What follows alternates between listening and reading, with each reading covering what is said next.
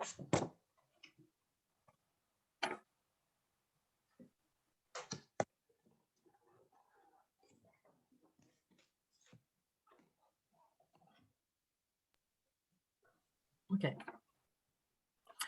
Eh bien, bonjour à tous. Alors, ravi de vous accueillir sur ce webinaire sur la thématique de la déconnexion. Donc, je suis Valérie Dunat, directrice du développement chez Efficience Santé au Travail. Nous sommes ravis et honorés d'accueillir pour ce webinaire le professeur Amine Benyamina, psychiatre, addictologue et président d'Addicted.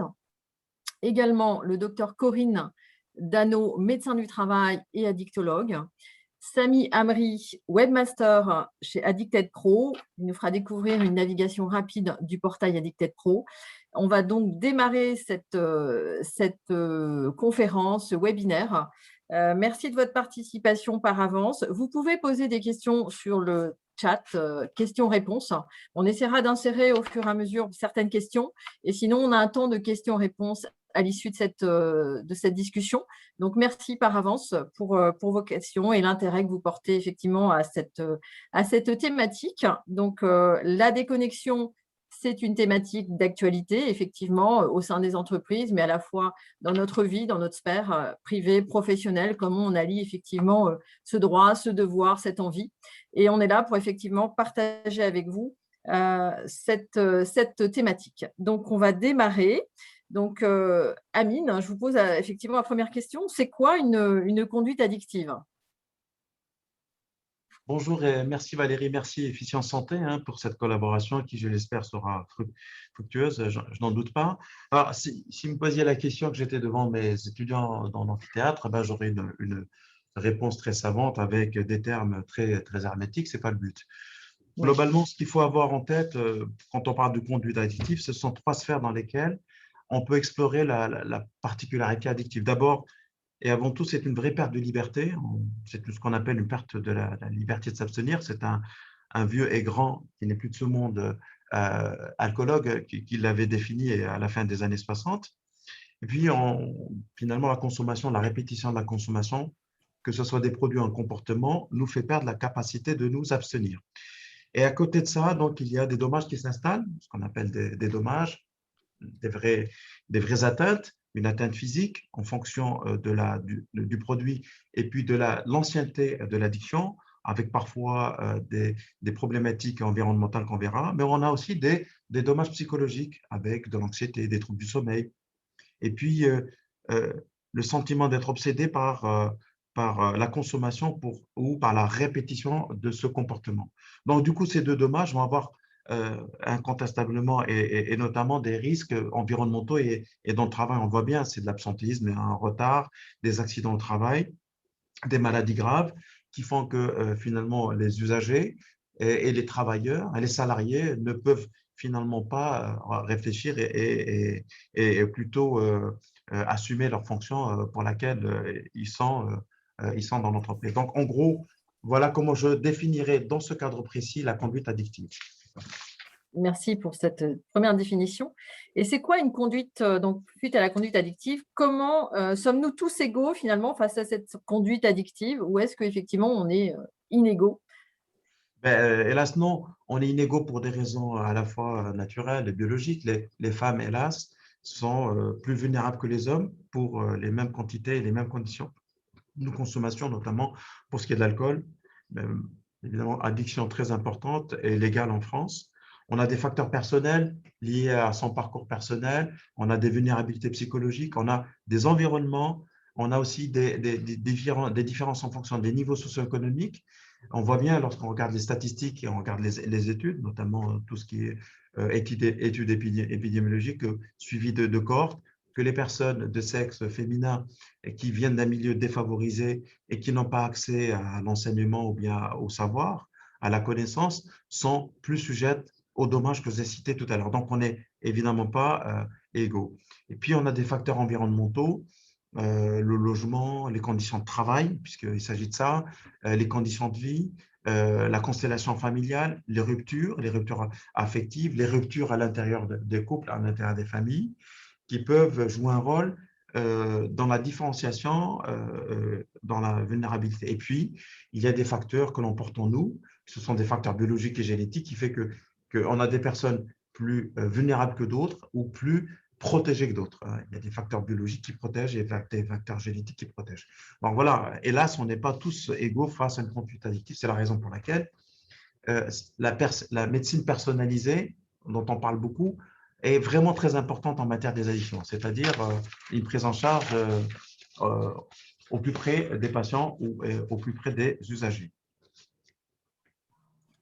Merci.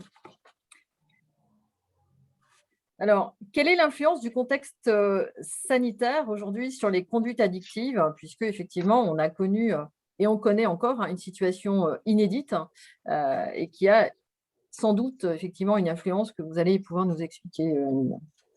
Alors, vous voyez ici, on a eu l'occasion avec Addiction France, qui est cité ici sur le graphe, finalement de faire un sondage BVA, un sondage de qualité. C'est un sondage qui a été porté au cours du premier confinement pour essayer de voir ce qui se racontait. Tout le monde ça rappelle lors du premier confinement, qui était un confinement très sec, très hermétique, qu'on arrivait à communiquer par les écrans et surtout, on avait la convivialité qui était contagieuse et virale, ce qu'on appelait les apéros Zoom. C'est le cas de le dire parce qu'on est en Zoom encore. Et donc, du coup, on a essayé d'explorer la réalité et chiffrer et mesurer ce phénomène, plutôt mesurer que chiffrer. Et donc, on s'est rendu compte que tous les critères étaient concernés et tous les paramètres étaient concernés. Regardez voir les écrans, forcément, il y a un effet de biais puisqu'on était tous à les écrans, mais il y avait un effet de consommation d'écran qui était important. Sachez que quand même, c'est une des premières addictions actuellement chez les jeunes en France. On avait aussi une majoration de la consommation du tabac, vous voyez, 35%, du cannabis. Après une période d'adaptation du trafic, le cannabis était livré pratiquement au pas des immeubles. La consommation des anxiolytiques, la fameuse pharmacie à la maison, des somnifères évidemment, et puis aussi on avait affaire aux antidépresseurs et à l'alcool. Donc ce que vous voyez ici, c'est un classement qui vaut ce qu'il vaut, c'est une photographie, hein, une séquence figée, mais ce qu'il faut avoir en tête, c'est qu'on on avait de l'ennui, regardez, un manque d'intérêt, on tournait en rond en quelque sorte. Et puis ceux qui étaient vulnérables, rappelez-vous la première dia que j'ai montrée, étaient plus sujets à majorer leur consommation. Et ceux qui étaient dans les deux bouts de cette mesure, de ce sondage, avaient majoré également leur consommation. En gros, ceux qui étaient addicts, qui consommaient tous les jours, ont majoré leur consommation, et ceux qui étaient vraiment des touristes de la consommation sont devenus des consommateurs un peu plus réguliers. Et on les voit arriver, d'ailleurs, on le dira peut-être dans le cours du webinaire, on les voit arriver parce qu'ils sont inquiets et se disent ben, moi, je ne consommais pas comme ça, qu'est-ce qui s'est passé, le Covid, le confinement, je ne comprends pas. Voilà en gros ce qu'on peut avoir. Alors, c'est un phénomène qui s'est ensuite, on a eu d'autres mesures, qui s'est probablement même intensifié et qui s'est installé au cours de ces 2 années de pandémie. D'accord. Et comment expliquez-vous que les écrans aient pris autant de place dans nos vies pendant cette crise sanitaire? Parce Pas qu'effectivement, besoin d'être grand clair, hein, Valérie. L'ennui, l'isolement, la recherche du plaisir aussi derrière les écrans, parce qu'il y en a de toutes sortes, le manque d'activité, le sentiment que l'écran devient la fenêtre et une porte vers l'extérieur. C'est très bien, hein, des personnes sont sorties d'isolement par l'écran et d'autres sont rentrées dans un isolement par l'écran. L'écran a cette capacité à être à la fois une fenêtre et en même temps une prison. Voilà en gros ce qui s'est passé. Alors moi, je ne suis pas du genre, et je pense que personne derrière cet écran n'est du genre à condamner l'écran. C'est une formidable source de connaissances, de liberté, tout ça. Il faut le dire. En même temps, comme toujours, lorsque quelque chose est consommé de manière excessive, il faut se poser la question et il faut aussi s'analyser sur les effets qui peuvent survenir après la période nuptiale avec le produit. Pour le coup, c'est l'écran. d'accord. Merci Amine pour ces premières bases, on va dire, sur cette thématique. Nous allons passer effectivement aussi maintenant la déconnexion. C'est quoi le droit à la déconnexion? Et Corinne, du coup, je vous invite à commenter et à nous donner un petit peu des clés et des réponses. Oui, bonjour à tous. Merci Valérie. Déjà, c'est un principe, le droit à la déconnexion. C'est un principe selon lequel un salarié est en droit de ne pas être connecté aux outils numériques professionnels en dehors de son temps de travail. Alors, c'est vrai, qui est-ce qui n'a pas consulté un mail ou répondu à un SMS en dehors de ses horaires de travail ou le week-end? c'est quand même, on est quand même très sollicité et c'est extrêmement tendance et tentant. Les nouvelles technologies, c'est vrai, elles ont bouleversé en peu de temps notre quotidien et le temps que l'on passe à être connecté. Alors, c'est une évolution qui a été rapide, relativement rapide quand même. Il y a une facilité d'accès, il y a une simplicité aussi d'utilisation de l'outil, et puis les habitudes, c'est important, les habitudes qui ont entraîné des excès avec une tendance à l'hyperconnectivité, particulièrement chez certains qui, comme disait Amine, sont peut-être plus vulnérables. Et cette notion de droit à la déconnexion, elle s'est comme ça construite et elle est apparue de cette manière-là, afin que chacun puisse limiter la surcharge d'informations qu'il peut ressentir et puis les risques qui sont associés, encore une fois, dont parlait Amine. En premier, c'est peut-être les problèmes de sommeil, et puis la tension TEN, SION et le stress, et puis peut-être éventuellement chez certains contribuer à un risque de burn-out. Alors, le droit à la déconnexion a été inscrit dans le Code du travail suite à l'adoption de la loi du 8 août 2016, la loi El Khomri. Et il faut savoir que cette loi, elle est applicable déjà depuis le 1er janvier 2017, donc depuis 4 ans.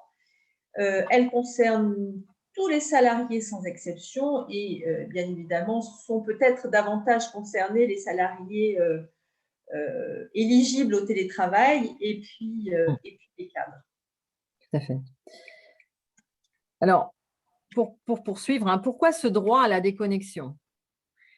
D'abord parce que cet outil était, comme on l'a dit, extrêmement facile à utiliser et très accessible. Les outils de communication numérique permettent de communiquer depuis n'importe où et puis à n'importe quelle heure. On pourrait presque être tenté de dire presque n'importe comment. Et puis, c'est peut-être aussi parce que c'est une promesse qui peut paraître des fois un peu illusoire de flexibilité et puis de productivité, qui peut avoir des conséquences qui peuvent s'avérer néfastes parfois pour l'entreprise et ses collaborateurs, encore une fois, si son usage n'est pas encadré. Et en quoi la déconnexion, elle est importante pour ma santé? Parce que finalement, ce qui peut intéresser chacun autour de l'écran, c'est finalement chaque personne, moi, ma santé, quelle incidence dessus, effectivement, et pourquoi c'est important?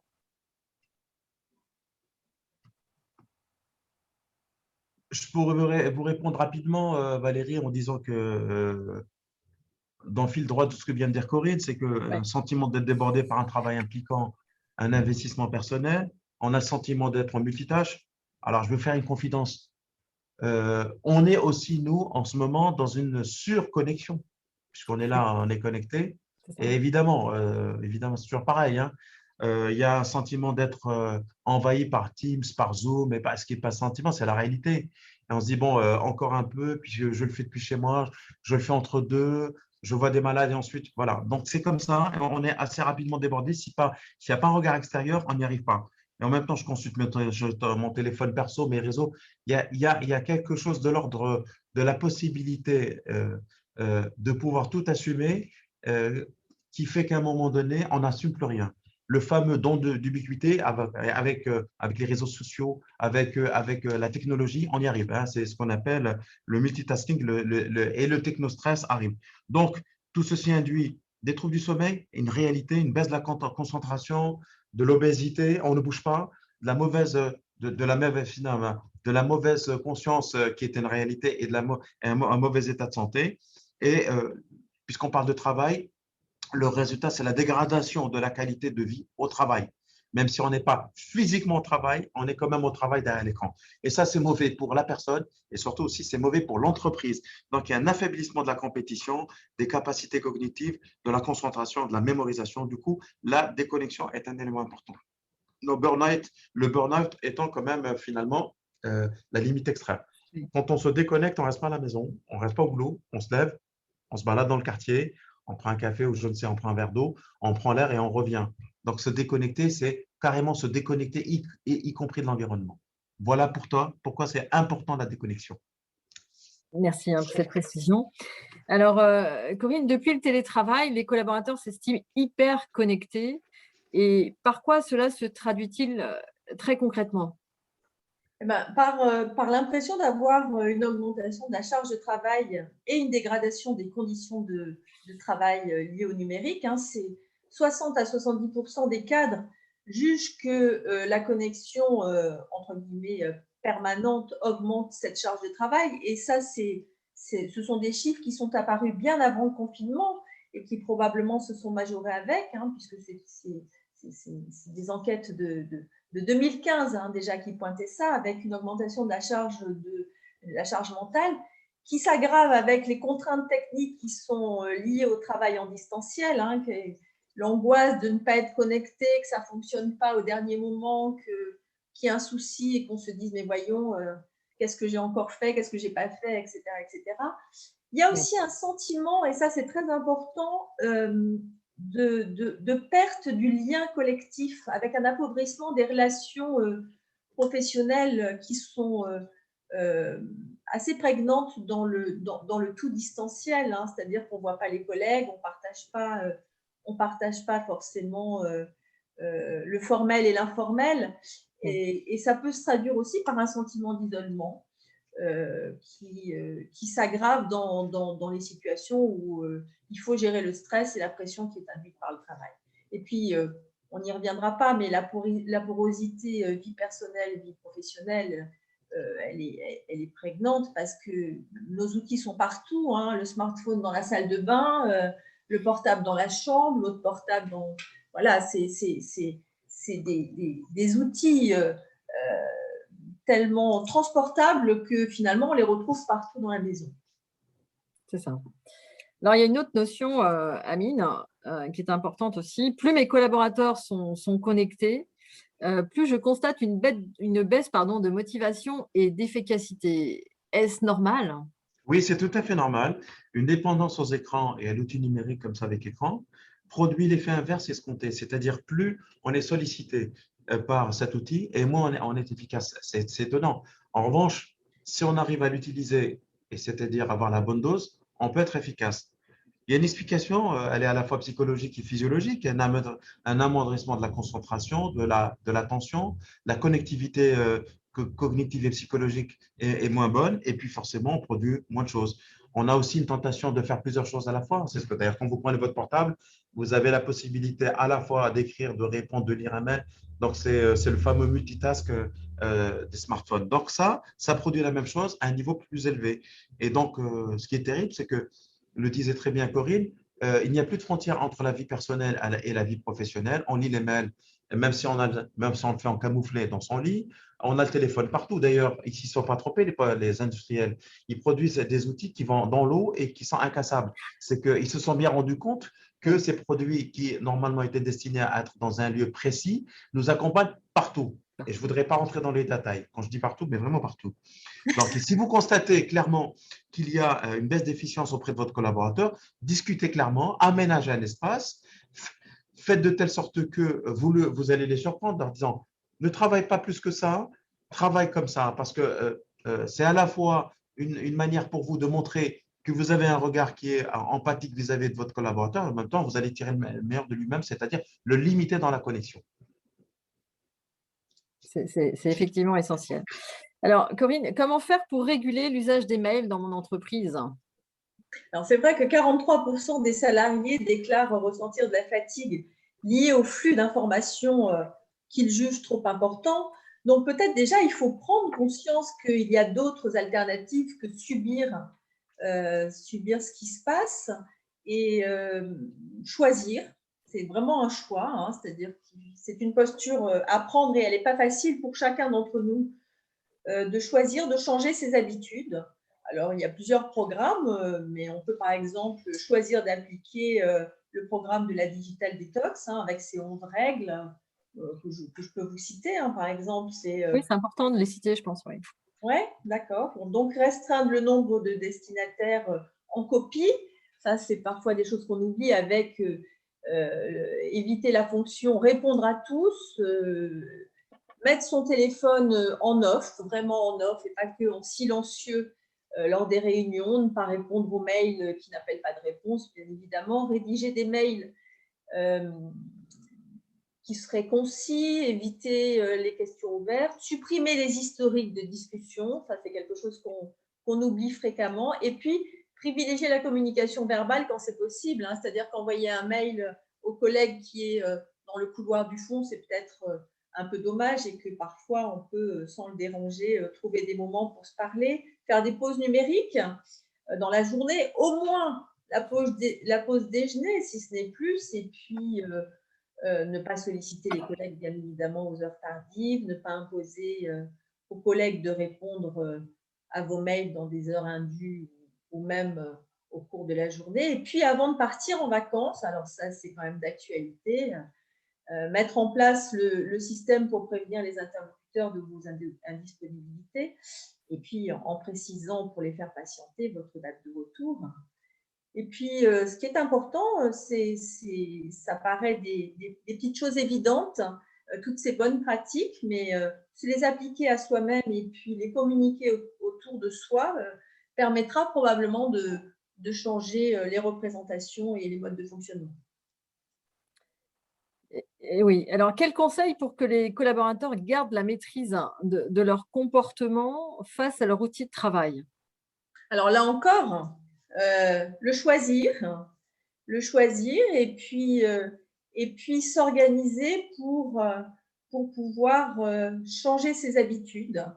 Et c'est vrai que la question de l'habitude dans les conduites addictives, c'est quelque chose qui est extrêmement important et qui peut nous entraîner parfois sans qu'on, un peu à notre insu, vers, par exemple, l'hyperconnectivité. Alors, il y a plusieurs manières, hein, plusieurs techniques pour se réguler, hein, pour essayer de fonctionner différemment. C'est faire des pauses sans écran, penser à l'agenda collaboratif, hein, afin de mieux gérer, ce qui ne veut pas dire contrôler les plannings de chacun, planifier l'envoi des mails tardifs, on l'a dit, réorganiser sa boîte mail en supprimant les spams, ce qui n'est pas toujours évident, comme on a pu le voir récemment, et prioriser les mails.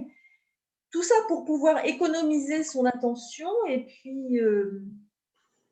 puis apprendre à se concentrer, ou peut-être réapprendre à se concentrer, comme disait Amine, c'est couper les outils, se lever, aller marcher, respirer, méditer. Chacun doit pouvoir trouver ses techniques, les techniques voilà, qui lui conviennent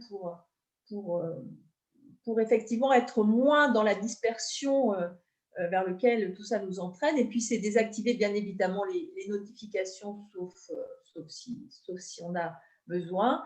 Et puis, pour reposer les yeux, activer quand on peut le mode gris au travail pour diminuer un peu la lumière bleue. Et vous, Valérie, qui êtes vous-même manager, comment est-ce que vous gérez concrètement l'hyperconnexion pour vous-même et puis pour vos collaborateurs, bien sûr? Alors, merci Corinne pour cette question. C'est effectivement un vrai sujet quand on est manager, à la fois pour soi-même et à la fois pour les collaborateurs qu'on est censé accompagner dans cette démarche. Parce qu'il y a déjà une première étape, c'est se dire comment moi-même j'arrive à m'appliquer, par exemple, tous les conseils que vous avez pu donner dans les précédentes questions et réponses.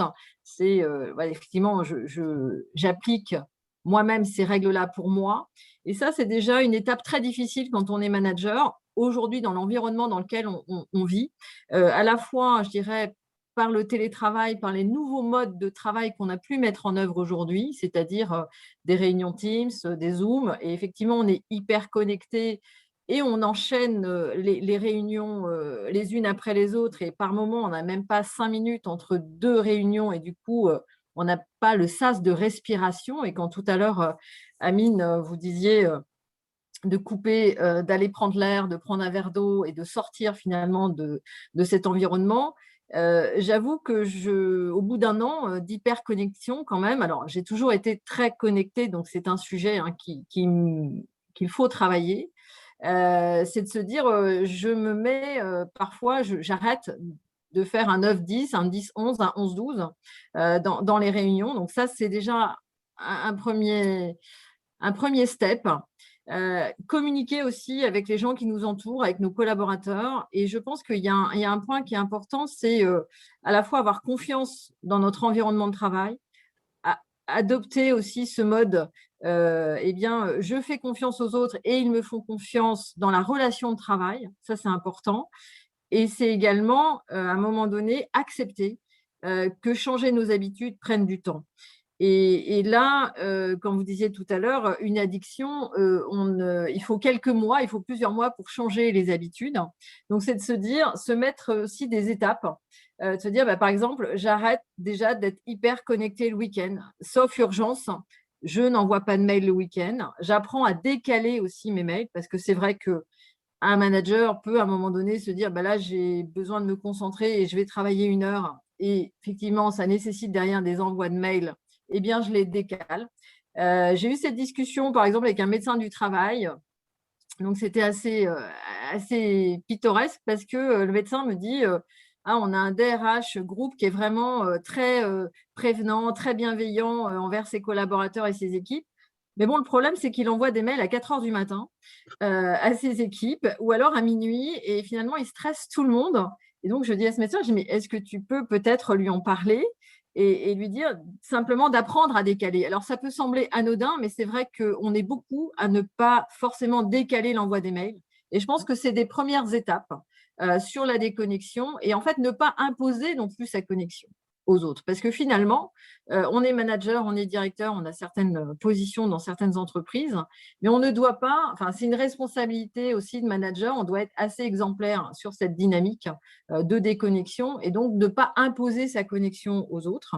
Parce qu'effectivement, de mettre un message semaine, l'heure tardive et ne nécessite pas de réponse immédiate. OK, mais en fait, le collaborateur de l'autre côté, lui, il a reçu ce mail quand même. Et parfois, il est effectivement, ça peut être en pleine nuit, ça peut être le week-end, n'importe quand. Ça a déjà un impact sur lui. C'est-à-dire que lui, il se dit ah ben mince, mon manager, mon directeur m'a envoyé un mail. Ah ben mince. Et quelque part, ça prend ce que j'appelle un peu de la bande passante dans l'esprit des gens. Et en fait, on n'arrive pas à se déconnecter. Et on n'arrive pas à faire le vide et à se dire bon ben voilà, j'ai un moment. Là, je suis en mode travail. Effectivement, je suis concentrée sur mon temps de travail. Et là, je passe dans ma sphère extérieure, privée.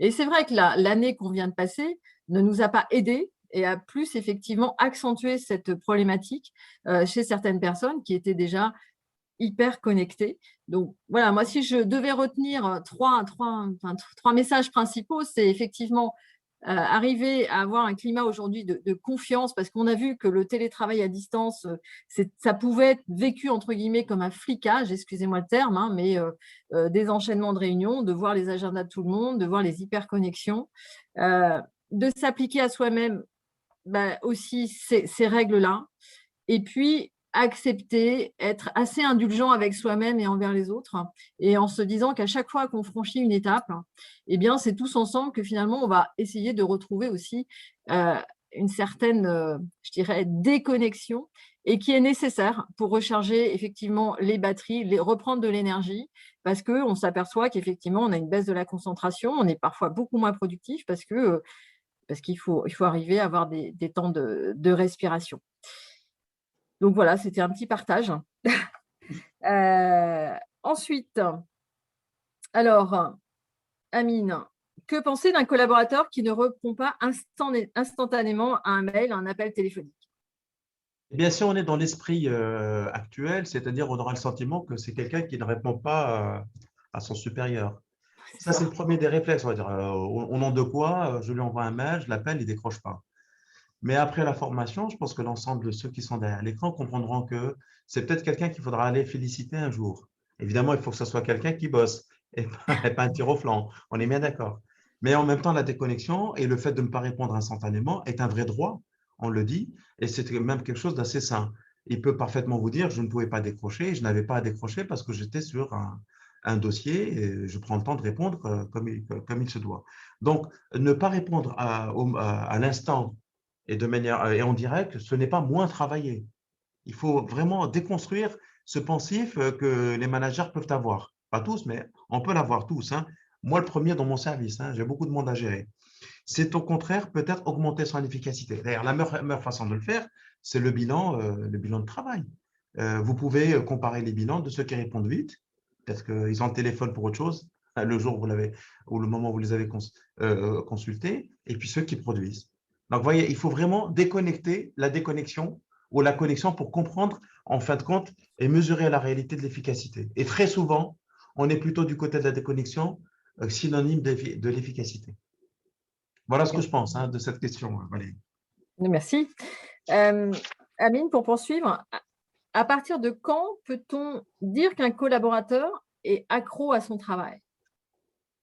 Alors, on a tendance à parler en utilisant le terme workaholisme. Alors, je vais le dire tout de suite, comme ça sera réglé. Quand on vous dit, moi, je suis workaholic, vous pouvez me recruter, je travaille beaucoup. Non, non, un workaholic, c'est quelqu'un qui est beaucoup présent. Il fait ce qu'on appelle du présentéisme. Mais il n'est pas meilleur que les autres. Au contraire, il est plutôt en train de gérer maladroitement d'autres problèmes par l'outil travail. Donc, c'est un investissement excessif d'un sujet dans son travail et une négligence vis-à-vis de sa vie extra-professionnelle. Mais pour autant, si vous regardez, vous mesurez l'efficacité, elle n'est pas très bonne. Et alors, le workaholisme, c'est vraiment une addiction, non pas au travail, mais à l'ambiance du travail, sans pour autant produire du bon travail. D'accord? C'est ce qu'on appelle une forme d'addiction comportementale qui, elle, est caractérisée par une dépendance, non pas au travail au sens où je suis bon, je produis, mais à tout cet environnement. On aurait pu l'être pour un produit, de l'alcool ou je ne sais quoi. Mais voilà, c'est comme les addictions au sport. On se fait mal en faisant du sport, on a des tendinites, on a des fractures et on continue finalement à travailler.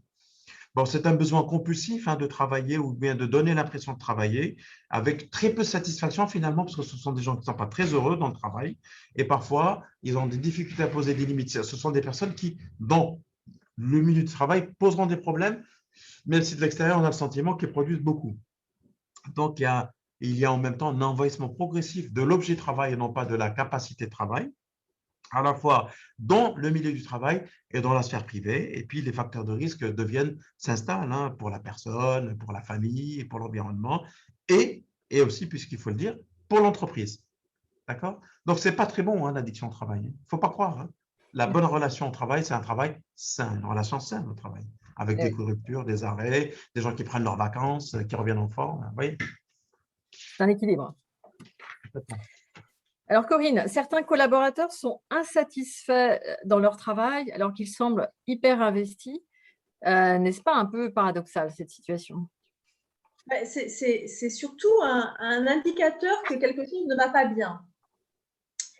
Et c'est une des caractéristiques qu'on peut retrouver dans le workaholisme, pas uniquement d'ailleurs, ce n'est pas spécifique du workaholisme, c'est quelque chose qu'on peut retrouver aussi dans l'épuisement professionnel, qui n'est pas forcément toujours lié au workaholisme. Donc, c'est vrai qu'il faut faire attention que le présentéisme, comme Amine en parlait tout à l'heure, la difficulté à travailler en équipe avec de l'irritabilité, un manque de flexibilité, ce sont des petites choses comme ça qui peuvent être des signes d'alarme et de se dire attention finalement, oui c'est quelqu'un de très investi mais finalement qui a un rapport au travail qui a du mal à gérer et qui peut-être finalement est en train de lui faire du mal. Ça peut être aussi associé par exemple à d'autres conduites addictives, à des consommations de substances psychoactives parce que dans ces cas-là, malgré son insatisfaction, on ne peut pas s'empêcher de rester hyper investi et présent sur le devant de la scène. Donc paradoxal d'un travail qui est pas bien géré et que quelque chose se passe pas bien. Ça, c'est important. Et puis, se méfier de la fuite en avant dans le travail. C'est probablement un moyen illusoire de penser maîtriser la pression et puis qui s'avère très souvent contre-productif à terme. Très bien. Amine, comment situer la frontière entre implication passionnée et addiction? Parce que la frontière est parfois difficile. C'est difficile, Valérie. Parfois, c'est très difficile, hein. C'est une très bonne question parce qu'on peut avoir un engagement très passionné, un surinvestissement sans être dans le pathologique, hein. Au contraire, c'est même extraordinaire à la fois pour la personne et pour l'employeur et pour la. Donc, ça dépend de l'individu, du contexte dans lequel on travaille. Ça, c'est la première réflexion qu'il faut avoir en tête. Il faut savoir que certaines personnes trouvent dans le travail intensif la meilleure cadence pour elles. C'est comme ça. On travaille beaucoup et elles trouvent un accomplissement sain. Alors là, pour le coup, ce n'est pas l'alcoolisme, un accomplissement sain, personnel, et d'autres n'ont pas conscience de leur surinvestissement. Et là, pour le coup, il faut faire attention. Donc, c'est toujours important. C'est pour ça que le regard du manager, du supérieur, doit être un regard important. D'ailleurs, on est souvent, quand on est en position de manager, je dis souvent, on est une super assistante sociale aussi. Et parfois, quand on a ce regard empathique vis-à-vis des gens qui sont sous notre responsabilité, on peut voir une détresse psychologique, une fragilité, sans rentrer dans l'addiction, hein, que les choses soient claires. Parfois, des situations personnelles précaires qui sont cachées par un surinvestissement dans le travail. Alors, il peut y avoir une passion harmonieuse et parfois une obsession angoissante. Et ça, on peut le retrouver aussi dans le contact. Il peut nous arriver d'aller manger avec ça quand on a des doutes sur quelqu'un qui ne va pas très bien. Donc, parfois, il faut avoir ça, hein. Il faut sentir aussi les éléments de culpabilité. Il faut travailler avec eux, les modérer en leur disant c'est très bien, mais on peut surinvestir aussi autre chose, un hobby, une activité hors du travail. Est-ce qu'il y a le sport, je ne sais pas moi, l'art, des choses comme ça, la famille, ce sont des éléments extrêmement importants et que les personnes parfois passent plus de temps dans leur travail et dans leur famille. Donc, on a un rôle quasi éthique vis-à-vis de ces personnes-là quand on les voit surinvestir. D'accord? Et la frontière, elle est difficile. Parfois, la frontière, on a le sentiment d'avoir perçu les choses et puis le lendemain, bah, non, c'est pas, c'est pas ce qu'on a cru voir, hein. Donc, ça, c'est important. C'est important parce que lorsqu'on a un rapport obsessionnel au travail, donc on perd tout le reste. Et là, pour le coup, les problèmes sont inscrits dans l'avenir. Et ça, c'est très compliqué aussi lorsque les choses s'installent de cette manière. Voilà. Merci pour ces précisions. Et quelles sont les conséquences, Amine, toujours, hein, du work-alcoolisme sur la santé? Eh bien, les conséquences peuvent être graves parfois sur la santé et son environnement, aussi sur l'équilibre de l'entreprise, hein. Attention, hein, cette forme de dépendance conduit généralement à l'isolement, au bout hein, du workaholisme, à la délitement du lien social, la perte du travail. Finalement, la première chose qui peut arriver, c'est que ben, l'entreprise se protège. Finalement, elle va se passer de cet agent, de ce salarié, parce que cette hyper présence stérile ben, nuit à l'entreprise, hein. C'est quand même un gros dommage. Et ensuite, il y a les phénomènes de cascade qui peuvent advenir. Et parfois, on peut avoir recours, et hélas, à autre chose que le travail pour gérer ces angoisses. De l'alcool, les substances psychoactives, les problématiques familiales à gérer, parce qu'une fois que cette personne quitte, elle revient dans un milieu familial où elle n'est pas attendue parce qu'elle était absente. Qu'elle vive seule ou non, il y a un environnement qui n'a pas été ni choyé, ni construit, ni entretenu. Donc, elle se retrouve quasiment dans l'isolement. Donc, ça, c'est un élément qui est extrêmement important. Si on perçoit une pathologie de cette nature, il faut rentrer en contact, il faut aider ces personnes d'une manière ou d'une autre. On le verra peut-être après avec Corinne. OK. Eh bien, écoutez, on arrive, je dirais, un petit peu à la fin de ces échanges. Où vous allez pouvoir effectivement poser vos questions.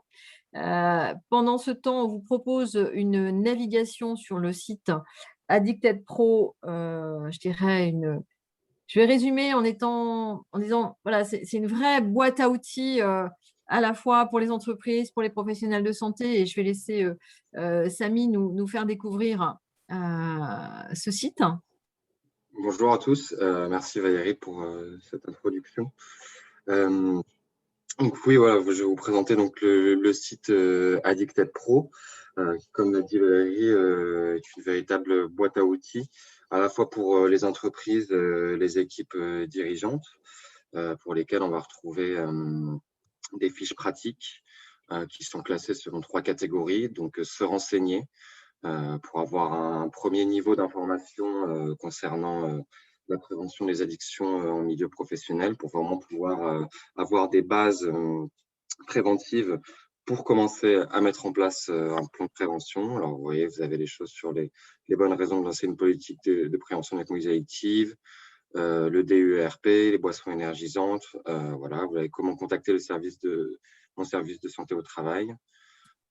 Voilà, pour vous montrer un petit peu à quoi ressemble une fiche, vous avez une fiche avec un code couleur en fonction de la catégorie. Voilà, c'est des illustrations, c'est illustré, c'est assez aéré. Vous avez les sources ici, et puis ensuite, vous avez le contenu. Avec, voilà, là, pour contacter le service de santé au travail, les questions générales, voilà, sur les médecins du travail, les arrêts de travail avec les médicaments, etc. Donc, c'est vraiment, je défile vraiment pour vous montrer rapidement. Si vous voulez les regarder en plus grand, vous pouvez cliquer ici pour basculer en mode présentation.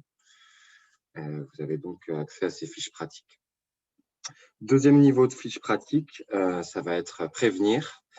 Donc là, vraiment, on va souhaiter mettre en place de manière effective une démarche de prévention.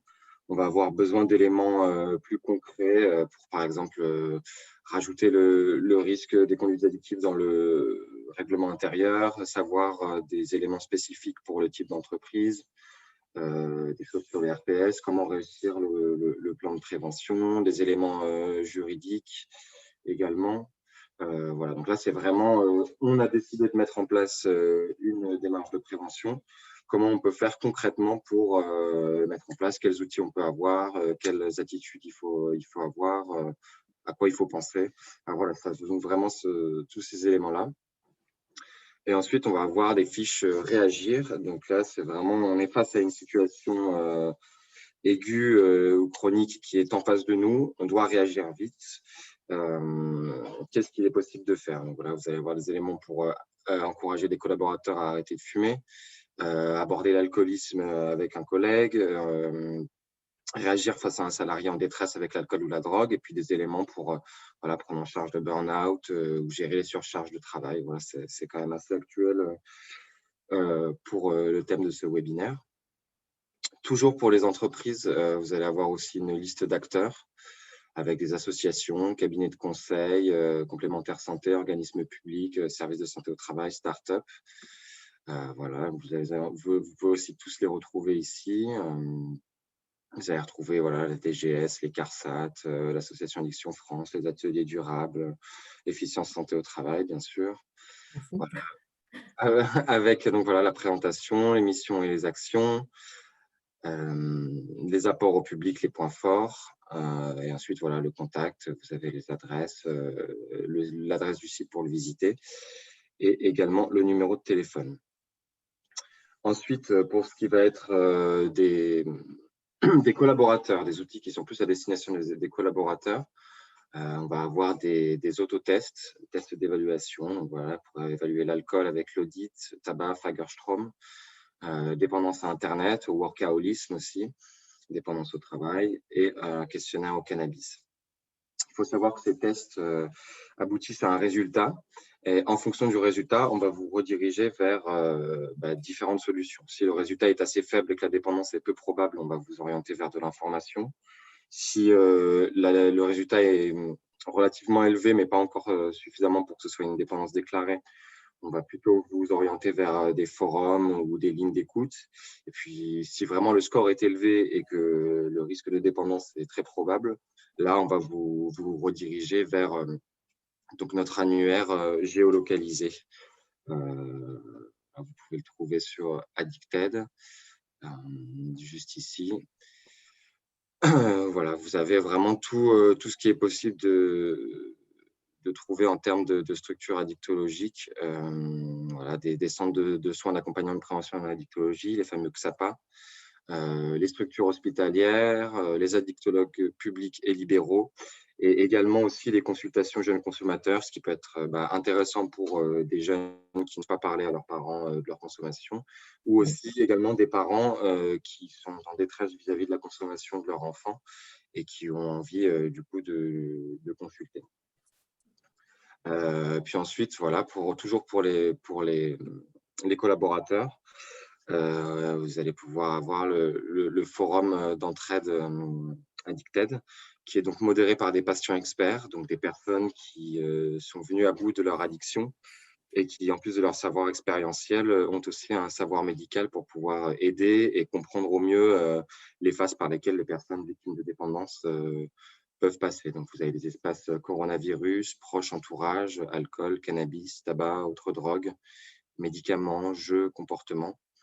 Et voilà, il y a une véritable politique de suivi au sein de ce forum. Donc, aucun message n'est laissé sans réponse. Les modérateurs patients experts s'engagent à répondre dans les 24 heures. Et on a également une politique de relance, c'est-à-dire que si une personne a laissé un message et ne répond plus pendant 3 ou 4 jours, les patients experts vont aller la relancer pour savoir comment elle va, si ces démarches ont abouti, si elle a éventuellement rechuté ou pas, pour en discuter et essayer ensuite donc d'avoir la meilleure solution possible. Il faut savoir que ce forum, il est anonyme.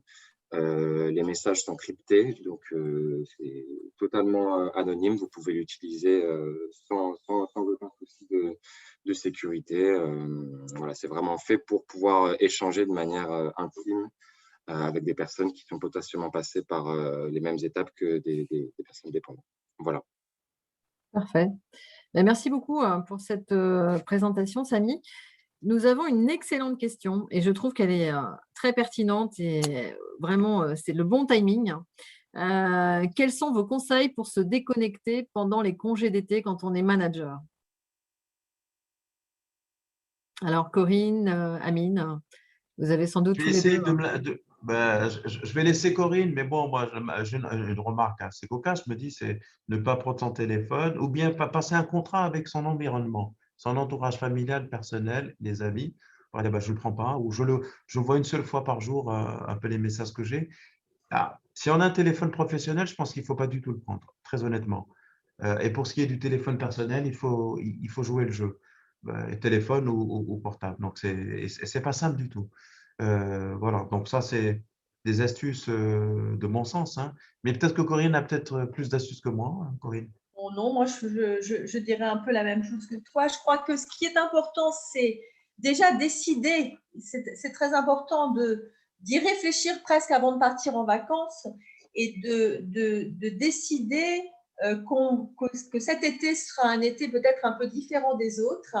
Alors, il y a certains managers qui vont se dire, mais moi, je ne peux pas, ça va être très, très compliqué de me déconnecter complètement parce que, voilà, pour une question d'organisation, ce qu'on peut entendre aussi, mais peut-être planifier les rendez-vous que l'on peut prendre avec l'entreprise par l'intermédiaire de ces mails, effectivement. Se dire c'est par exemple tous les 3 jours, mais ce n'est pas toutes les demi-journées. Ou, voilà. C'est avant de partir en vacances, comme on disait, peut-être le système pour prévenir les interlocuteurs de votre indisponibilité et de votre date de retour. Donc, comme ça, ce qui est moins urgent, ça fera peut-être un petit peu patienter.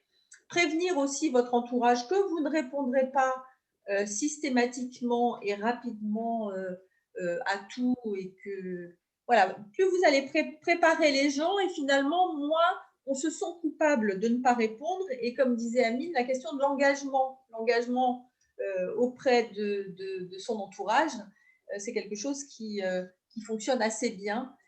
Comme ça, finalement, ils vous servent un petit peu ils peuvent servir un petit peu Garde-fou. d'alerte quand on Oui. dépasse un peu les bornes.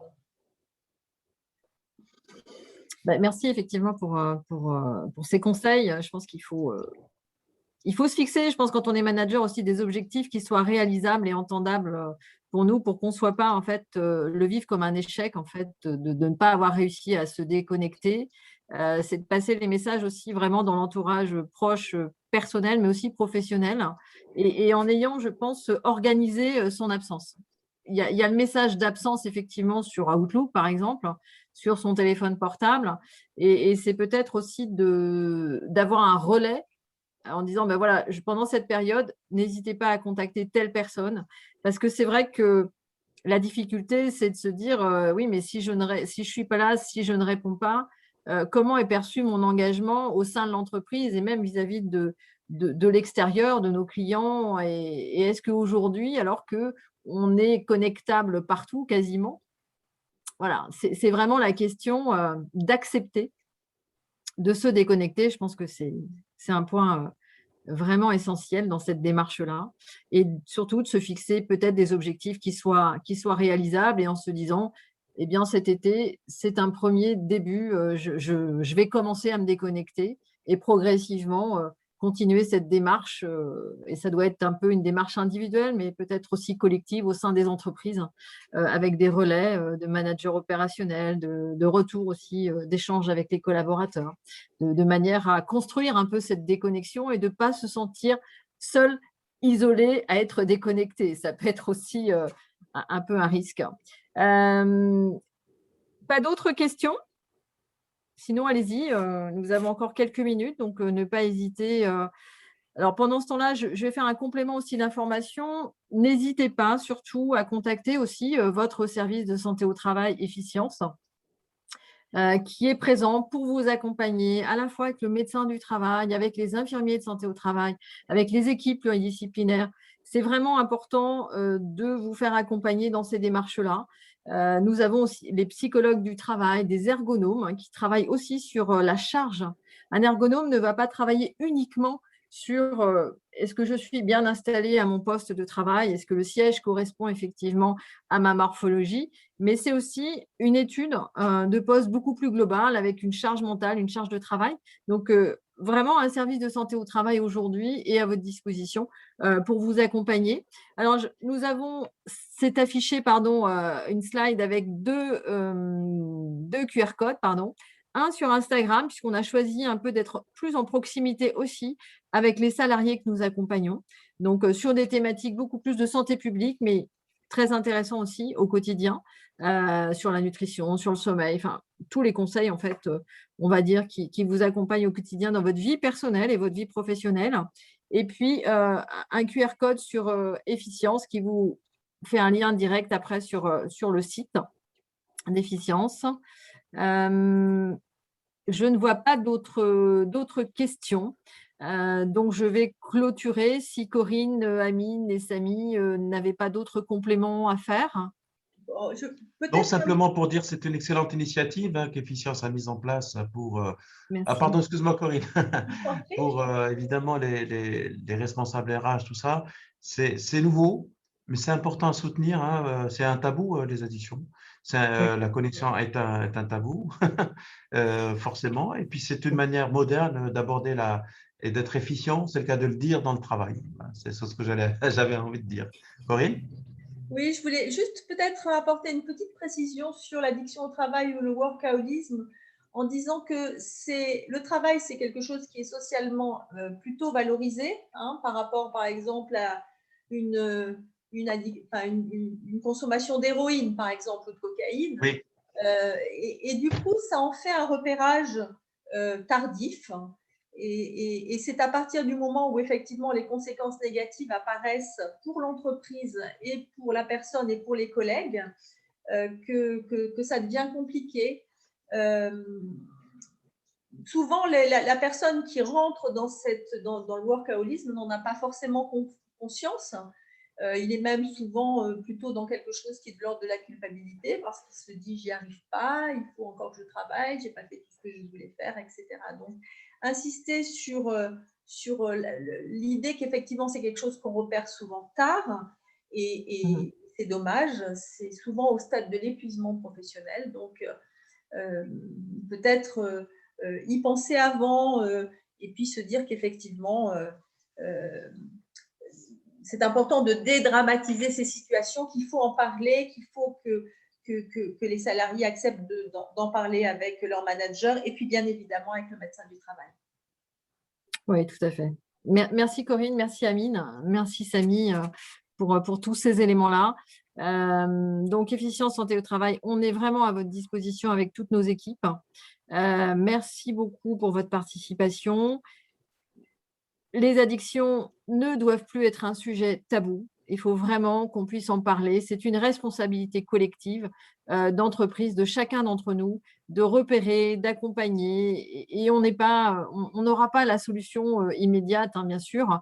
Mais en tout cas, je pense que plus nous serons autour de cette problématique, de ces conduites addictives, eh bien, mieux on arrivera aussi à travailler de manière efficiente, collective, et la qualité du travail, le sens du travail vient aussi avec tous ces événements. Donc, merci à tous pour votre participation. On vous donne rendez-vous en septembre. Je n'ai plus la date en tête, c'est dommage.